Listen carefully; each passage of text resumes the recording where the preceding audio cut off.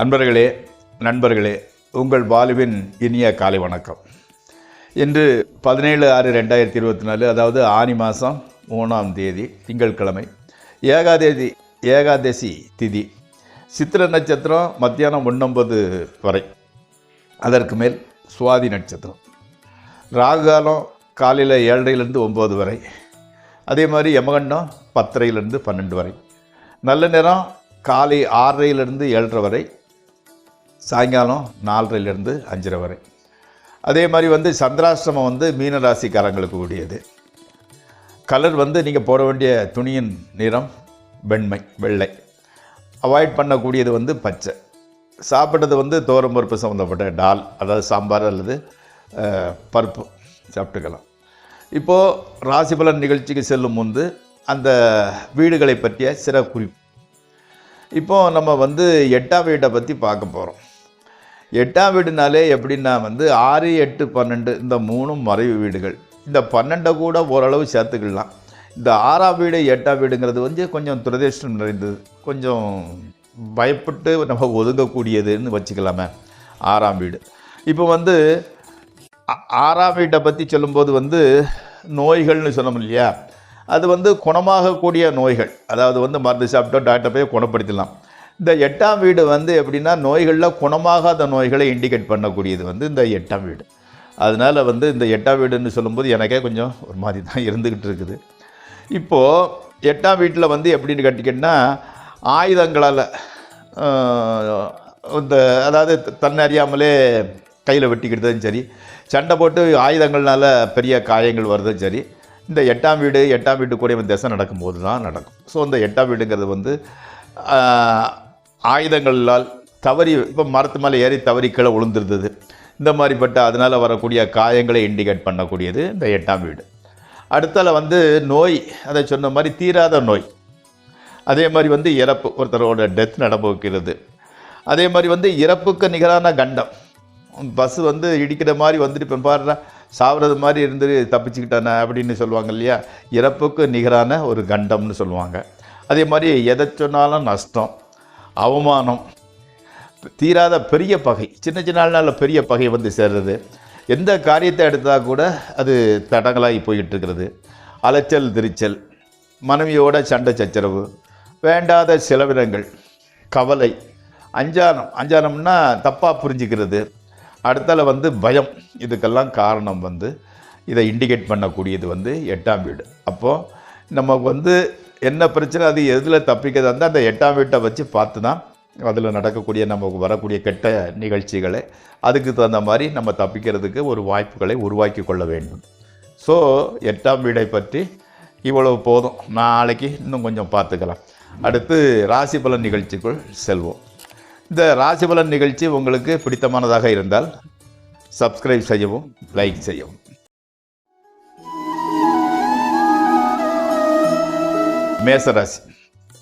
மேசராசிக்காரங்களுக்கு இன்றைக்கி மிகவும் தைரியமான முடிவெல்லாம் எடுக்கிறீங்க.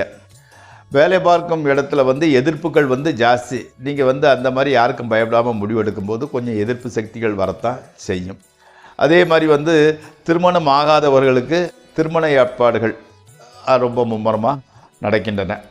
ஆரோக்கியம், ஹெல்த் நல்லா தான் இருந்துக்கிட்டு இருக்குது. அடுத்து ரிஷபராசி, எதிர்பாராத பண வரவு வருகிறது. குடும்பத்தில் ஓரளவு சந்தோஷமான ஒரு சூழ்நிலை, கொடுத்த வாக்குறுதியை காப்பாற்றிக்கிறீங்க. ஓகே, தொழில் சுமூகமாக தான் போய்கிட்டு இருக்குது, அதில் ஒன்றும் பிரச்சனை கிடையாது. வாய்க்கு ருசியான உணவு கிடைக்கிறது. என்னமோ இன்றைக்கி திடீர்னு விருந்து மாதிரி அவங்க மூடு நல்லா வச்சுக்கிறாங்க. மனம் ரொம்ப உற்சாகமாகவே இருக்கிறது. அடுத்து மிதுன ராசி, நினைத்ததை நடத்தி முடிப்போம், கண்டிப்பாக என்னால் முடிக்க முடியுங்கிற ஒரு பாசிட்டிவ் எண்ணம், நம்பிக்கை உங்களுக்கு ஏற்படுகிறது. ட்ரேடிங் செய்கிறவங்களுக்கு கூட நல்ல லாபத்தை பார்க்கிறீர்கள். அதே மாதிரி கார் வாங்கணுங்கிற உங்கள் எண்ணம் நிறைவேறுகிறது. அம்மாவின் உடல்நிலை, மனநிலை ரெண்டுமே நன்றாக இருக்கிறது. சகோதரர்கள் கூட நல்லா தான் இருந்துக்கிட்டு இருக்காங்க. அவங்களால உங்களுக்கு உதவி இருக்குதோ இல்லையோ நல்லபடி இருந்துக்கிட்டு இருக்கிறாங்க. அடுத்து கடகராசி, குழந்தைகளை பார்க்க முடியல. நீங்கள் வெளியே தூரத்தில் இருந்துக்கிட்டு இருக்கிறீங்க. வேலைக்கு லீவ் போட்டுட்டு வெளியூர் போயிருக்கிறீங்க.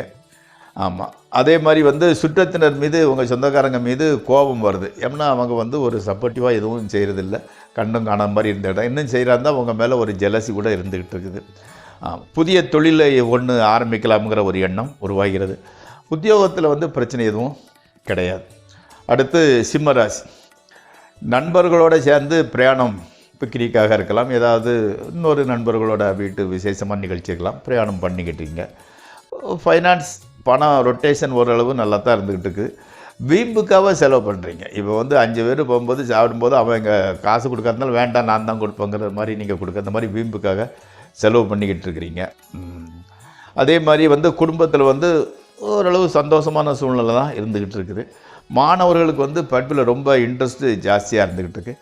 இந்த கடன் தொல்லை வந்து கட்டுக்கு அடங்கியே இருக்குது, ஒன்றும் ஜாஸ்தி பிரச்சனை கிடையாது. அடுத்து கன்னியாராசி. சகோதரர்கள் வந்து உங்களை விட்டு கொஞ்சம் டிஸ்டன்ஸ் மெயின்டைன் பண்ணுறாங்க, உங்களை விட்டு விலகியே இருந்துக்கிட்டு இருக்கிறாங்க. உங்களுக்கு வந்து வீட்லேயும் சரி உத்தியோகம் பார்க்குற இடத்துலையும் சரி நல்ல பேரே இருந்துக்கிட்டு இருக்கு, அதில் ஒன்றும் மாற்றுக்கிறதே கிடையாது. உத்தியோக உயர்வு வந்து கிடைக்கப் போகிறது சீக்கிரம், கூடிய சீக்கிரம். ஆமாம், பெரிய அளவிற்கான பிரச்சனைகள் எதுவும் இனிமேல் வரப்போகிறது இல்லை. ஸ்பெக்குலேஷனில் கூட நல்ல லாபம் இருக்கிறது. அடுத்து வந்து துளாராசி. வெளியூர் வெளிநாட்டு பிரயாணம் செய்ய ஒரு வாய்ப்பு வருகிறது.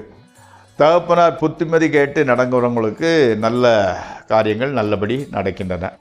குடும்ப வாழ்க்கை ஸ்மூத் செயிலிங், சுமூகமாகவே செல்கிறது. பணவரவு கூட நல்லா இருந்துக்கிட்டு இருக்கு. நண்பர்கள் சப்போர்ட்டிவாக இருந்துக்கிட்டு இருக்கிறாங்க. அதே மாதிரி வந்து மனசில் வந்து மட்டும் ஒரு காரணமில்லாத குழப்பம், என்னென்னு தெரியல, எல்லாமே நல்லபடியாக நடக்குது, ஆனால் உள்ளுக்குள்ளே ஏதோ திகிலாக இருக்கிற மாதிரி ஒரு ஃபீலிங். அது கோயிலுக்கு போயிட்டு வாங்க, அந்த வீண் குழப்பம் மறைந்துவிடும். அடுத்து விருச்சிக ராசி. உடல் ஆரோக்கியம் வந்து நன்னத்தான் இருந்துக்கிட்டு இருக்குது. அதே மாதிரி வந்து செலவு வந்து தான் கொஞ்சம் ஜாஸ்தியாகிட்டு இருக்குது. தேவையில்லாத பிரயாணம் ஒன்று உண்டாகிட்டு இருக்குது. அது அவசியம் இல்லை, பட் சிச்சுவேஷன் வந்து போக வேண்டிய சூழ்நிலை வருகிறது. அதே மாதிரி வந்து அந்த ஹாஸ்டலில் சேர்த்துருக்கிற மாணவர்களுக்கு கொஞ்சம் அந்த அது என்ன சொல்லுவாங்க, அன்ஈஸியாக ஃபீல் பண்ணிக்கிட்டு இருக்கிறாங்க. அவங்களுக்கு வந்து இன்னும் சகஜ நிலைக்கு வரவில்லை. அதாவது ஹாஸ்டலில் சேர்க்கப்பட்ட மாணவர்கள் வந்து கொஞ்சம் அன்ஈஸியாக ஃபீல் பண்ணிக்கிட்டு இருக்கிறாங்க.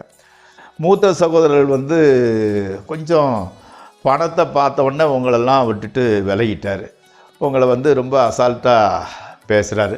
அது கொஞ்சம் மனசுக்குள்ளே வந்து டென்ஷனை கொடுத்து கொண்டு இருக்கிறது. ஓகே. அடுத்து வந்து தனுசு ராசி. கணவன் மனைவி அந்யோன்யமாகத்தான் இருந்துக்கிட்டு இருக்குது. அப்பப்போ வாக்குவாதம் வருது, உடனே அதை மறந்துடுதீங்க, அதை வந்து பெருசாக எடுத்துக்கிட்டது இல்லை. அதனால் வந்து உறவு ஓகே, நல்லபடியாகவே போய் கொண்டு இருக்கிறது. அதே மாதிரி வந்து தொழில் செய்கிறவங்க, மாணவங்க, விவசாயிகள், இவங்களுக்கு வந்து ஓரளவு கொஞ்சம் டென்ஷனாக இருந்து கொண்டு இருக்கிறது. உத்தியோகம் பொதுவாக வந்து உத்தியோகத்தில் பார்க்குறவங்களுக்கு நல்ல முன்னேற்றம். அதாவது ஏதாவது பிஸ்னஸ் மாதிரி பண்ணுறவங்க, அக்ரிகல்ச்சர் அதாவது விவசாயம் பார்க்குறவங்க, மாணவர்களுக்கு கொஞ்சம் டென்ஷனு கொஞ்சம் பிரச்சனை இருந்தால் கூட உத்தியோகம் பார்க்குறவங்களுக்கு ஒரு பிரச்சனையும் கிடையாது, நல்லபடி இருந்துக்கிட்டு இருக்குது, நல்ல முன்னேற்றமும் இருந்துக்கிட்டு இருக்குது. அதே மாதிரி வந்து புதிய அந்த தொழில் பெரிய அளவில் கம்பெனி மாதிரி வச்சு நடத்துகிறவங்களுக்கு புதிய ஆர்டர்கள் வந்து கிடைக்கிறது. அதே மாதிரி வந்து எப்படின்னா புதுசாக அதை எக்ஸ்பேண்ட் ப்ரொடக்ஷனை வந்து ஜாஸ்தி பண்ணதுக்கு என்ன பண்ணணுங்கிற மாதிரி நீங்கள் யோசனை பண்ணிக்கிட்டு இருக்கிறீங்க. அடுத்து மகர ராசி. தகப்பனாருக்கு வந்து தொழிலில் நல்ல லாபம் கிடைக்கிறது. குழந்தைகள் வந்து நல்ல ஸ்கூலில் செட் ஆகி ஓரளவு கல்வி அவங்களுக்கு நல்லா இருந்துக்கிட்டு இருக்கிறாங்க. ஹஸ்பண்ட் அண்ட் ஒய்ஃப் ரிலேஷன்ஷிப் கூட எந்த விதமான பிரச்சனையும் இல்லை. உத்தியோகம் செய்கிறவங்களுக்கு கூட பிரச்சனை ஒன்றும் கிடையாது, சுமூகமாக தான் போய்கிட்டு இருக்குது. வயிற்று வலி பர்டிகுலராக வந்து ஓவர் ஹீட்னால் வயிறு சம்மந்தப்பட்ட பிரச்சனையை வந்துக்கிட்டு இருக்குது. நீங்கள் வந்து எப்படின்னு கேட்டிங்கன்னா அந்த குளிர்ச்சியான பதார்த்தங்களை எடுத்துக்கிடுங்க. அந்த வெள்ளரிக்காய், அடுத்தால வந்து மோர், இளநீ, கீரை, இதை வந்து உணவில் ஜாஸ்தி சேர்த்துக்கொள்ளுங்கள். அடுத்து கும்பராசி. அதாவது பெண் குழந்தை அல்லது ட்வின்ஸு பிறக்கிறதுக்கு நிறைய வாய்ப்பு இருந்துக்கு. மேக்சிமம் ட்வின்ஸு பிறக்கிறதுக்கு வாய்ப்பு இருந்துக்கிட்டு இருக்குது. எதிர்பாராத பணவரவு, பணம் எதிர்பார்க்காத விட நல்லா ஜாஸ்தி வந்திருக்குது. அதனால் மனசில் தைரியம் வந்து ஜாஸ்தி ஆகிட்டு எதையும் சமாளித்து விடலாம் என்ற நம்பிக்கையும் பிறக்கிறது. உத்தியோகம் ஓகே, வியாபாரம் செய்கிறவங்களுக்கு நல்ல லாபம்தான். ஹையர் எஜுகேஷன் போனவங்களுக்கு நல்ல ஒரு அறிகுறி உங்களுக்கு ஆரம்பமே அமர்க்கலமாக இருக்கிறது. அடுத்து மீனராசி. மீனராசிக்காரங்களுக்கு இன்றைக்கி வந்து சந்திராஷ்டம தினம். அதனால் வந்து புதிய முயற்சி, நீண்ட தூர பிரயாணம், ஏதேனும் வந்து அக்ரிமெண்ட்டில் கையெழுத்து போகிறதாக இருந்தால் அவற்றை தவிர்க்கவும். அதே மாதிரி வந்து மனைவியோட ஆரோக்கியம் வந்து பரவாயில்லை. அம்மாவோட பிரிவு வந்து கொஞ்சம் கவலையை கொடுத்துக்கிட்டு இருக்குது. மாணவர்களுக்கு வந்து நல்ல முன்னேற்றம் தான், ஒரு பிரச்சனை கிடையாது. வியாபாரிகளுக்கு வியாபாரத்தில் வந்து புதிய ஆர்டர்கள் வருகின்றன. சுபகாரியம் நடித்து ஒன்று நடக்க வேண்டியது வந்து லேட் ஆகிட்டே போய்கிட்டு இருக்குது. நண்பர்களே, இந்த ராசிபலன் நிகழ்ச்சி முடிவுக்கு வருகிறது. நாளை மீண்டும் சந்திப்போம். உங்கள் பாலு.